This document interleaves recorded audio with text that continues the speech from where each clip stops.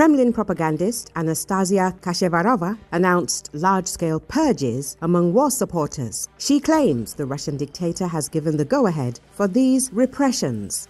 The state is being sanitized. New high-profile cases will soon be launched against officials, the military, and representatives of the media and public sector, she wrote. According to her, approximately 70 to 80 names are under surveillance by security and intelligence agencies. The main charges against these individuals are discrediting Russian troops, embezzling humanitarian aid, and other fraudulent schemes under the guise of aid to the SVO. Furthermore, the publication of personal data of service members and units is also coming under scrutiny. Those Z-patriots who try to tell the truth about the problems of the Russian armed forces should be on their toes. According to Kashevarova, security forces were ordered to deal harshly with those deemed undesirable. Cases that had previously been frozen were now being actively reopened. Kashevarova emphasized that the sanctions will affect the public media sector of the SVO, that is, the propaganda camp. Sending someone to the SVO and being labeled a foreign agent won't end the matter. Everything is moving toward a gradual clampdown on free-spirited behavior, the blogger warned. Kashevarova noted the risk that Russian security forces, having received carte blanche to act against Z-patriots, will launch a witch hunt. The propagandist spoke carefully so as not to anger the Kremlin, but her message clearly conveyed fear.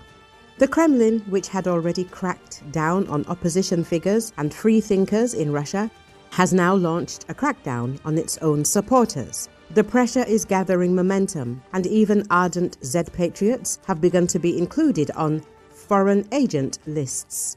Earlier, Ukrainian journalist Denis Kazansky drew attention to a telling episode from Russian propaganda. On his Telegram channel, he quoted a Z user who openly complained about Russians' indifference to Putin's war against Ukraine. According to Kazansky, such a reaction is unsurprising. Even within Russia itself, many understand that the war is criminal and shameful. Therefore, participating in it or publicly supporting it is shameful for most. He noted that if the war were a just and defensive one, the public perception would be completely different. The Z propagandist himself, in his channel Pioneer Zapaza, writes that casualties among civilians and soldiers are accumulating day after day, while civilians remain indifferent in the fourth year of the so-called SVO. He complains that about 80% of Russians continue to live their normal lives, going shopping, making plans for the future, and relaxing in cafes, as if the war doesn't exist.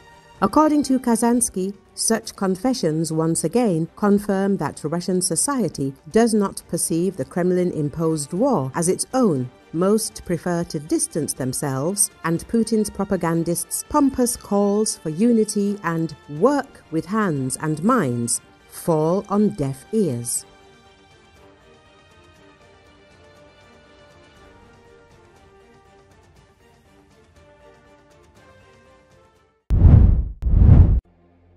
A small group gathered in Centerville, Tennessee, to hold a prayer vigil after an explosion at a Tennessee explosives plant left 19 people missing and feared dead. According to Associated Press, the company's website says it processes explosives and ammunition at an 8-building facility that sprawls across wooded hills in the Bucksnord area, about 60 miles southwest of Nashville. It's not immediately known how many people worked at the plant or how many were there when the explosion happened. Davis said investigators are trying to determine what happened and couldn't say what caused the explosion. The company has been awarded numerous military contracts, largely by the U.S. Army and Navy, to supply different types of munitions and explosives, according to public records. The products ranged from bulk explosives to landmines and small breaching charges, including C4. The U.S. has a long history of deadly incidents at workplaces, including the Monongah coal mine explosion that killed 362 men and boys in West Virginia in 1907. In 2019, Accurate Energetic Systems faced several small fines from the U.S. Department of Labor for violations of policies meant to protect workers from exposure to hazardous chemicals, radiation, and other irritants, according to citations from OSHA.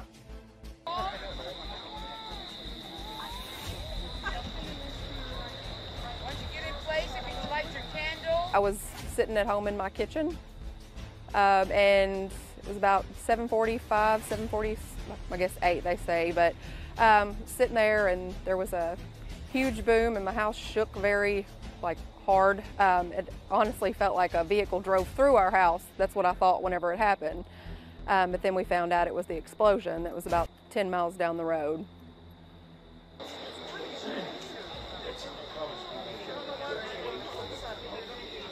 Nobody, when they wake up, generally, unless they've got very significant critical illness, very few people wake up and go throughout the process of getting ready and shaving and taking a shower and getting ready to go to work. You never get up thinking today's going to be the day. This is going to be the last time. And so as we understand it, for at least, perhaps, at least 19 of our fellow citizens, perhaps family members and friends, at least that many perhaps, today was that day. And it is an unfortunate thing, but it's a thing that oftentimes it takes mornings like this morning. We've been doing a lot of prayer today. I think that's the only way that we can process it. I mean, the unthinkable happened. So the only way that we can process it is through prayer.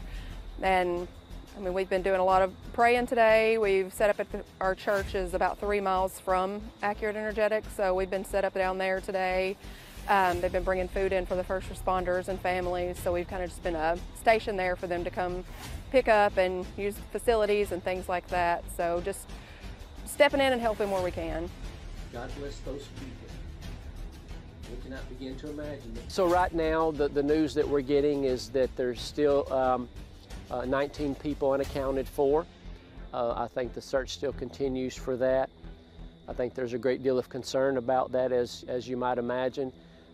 Immediately when I heard that this had happened, I know of 2 or 3 people that work there at Accurate, and immediately I began praying for them and about them, and I heard, thankfully, later on in the day that they were safe.